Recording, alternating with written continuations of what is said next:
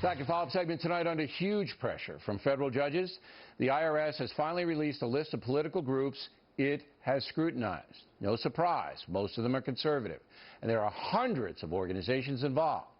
You may remember this exchange I had with President Obama at the White House about the IRS.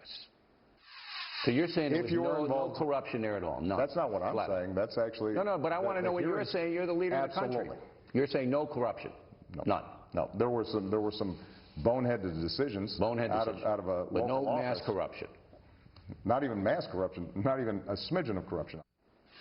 And joining us now from Washington, Newt Gingrich. So how big a story is this really, Mr. Speaker? Not getting a lot of play today, but finally we know that the IRS did target many political organizations, most of which are conservative. Well, look, this is part of a larger pattern in which the Obama administration is secretive, changes history, and targets its people it doesn't like. And this is true across the whole administration. In bureaucracy after bureaucracy, they are, I think, either distorting or breaking the law for the purpose of imposing their values and forcing out of business people they don't agree with. And this is a good example. And you'll notice in every case, they do bad things, they refuse to be open about it, they delay as long as they can.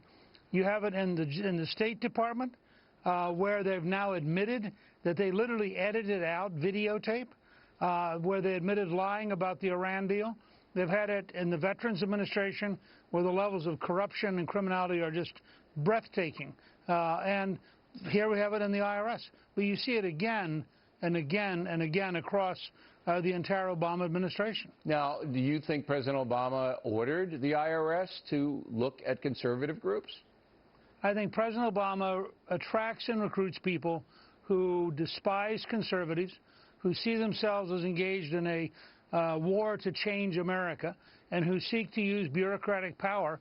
In some cases, for example, with the consumer program at the Federal Reserve, they're trying to drive out of business gun dealers. They're trying to drive out of business payday lenders. I mean, they're literally distorting the law and threatening banks in order to try to force people out of business that they don't like. You see this stuff across the whole system, and it's a very dangerous use of government power. All right. You heard the interview with Donald Trump. You were obviously forefront, criticizing him on the judge. Any thoughts about the interview? Well, I thought he did a very good job of narrowing down his complaint, which I think, by the way, if you look at the record, is totally legitimate. This case clearly should be dismissed. It's an absurdity. It's being pursued by a Hillary Clinton and Bill Clinton law firm, and I think the judge should have dismissed it. Imagine, the chief plaintiff turns out to actually be on Trump's side, and yet they keep the case even though she's no longer valid in the case. Said, yeah. You know, and that's pretty valid. I also thought his other points really good. I was delighted to see him start to move to the economy. Remember, last Friday, we announced it last month, we created one job for every 8,000 Americans. This is a very weak economy, and this is why Hillary will lose. Now, did Trump get mad at you? Did he call you up? Did he? No, we're fine. Look, we're both big boys. He is doing a great job overall. I deeply disagreed on one item. All right. Well, you got what they call in Spanish cojones. I guess. For saying what you said. But, you know, that's why we have you on here. You're a straight talker. If I don't have that, I ain't going on the show with you. That's for sure.